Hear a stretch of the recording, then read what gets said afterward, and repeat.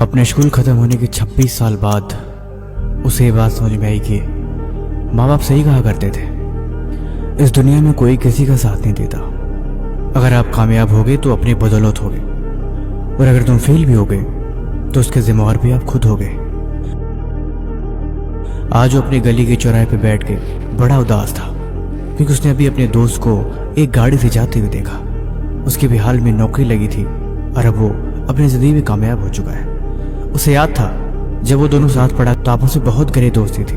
वो अक्सर कहता कि यार मैं पढ़ाई लिखाई नहीं करूँगा, मुझे बिजनेसमैन बनना है। तो वो पूछता कि तुझे बिजनेस का आइडिया भी है?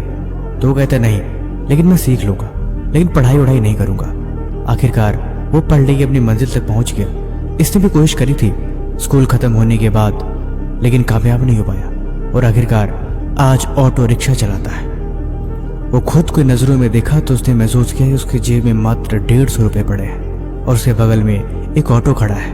वो ऑटो उसी का है जिसने उसने व्यापार के नाम पे खरीदा था। अब वो महसूस करता है कि उसकी जिंदगी उतनी कामयाब नहीं जितना वो सोचता था। उतना पैसे नहीं कमा पाता जितना उसे कमाना चाहिए।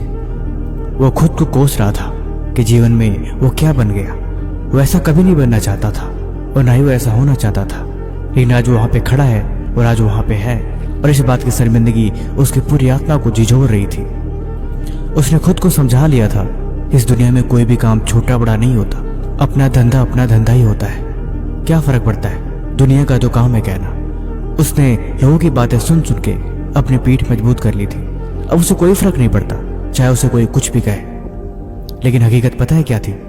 हकीकत ये थी कि अब उसके पास कोई और ऑप्शन नहीं हो जाए। अब उसकी जिंदगी जीने का एकमात्र वही जरिया था, रोजगार। अगर वो ऑटो छोड़ के कोई और काम भी करता तो वो सिर्फ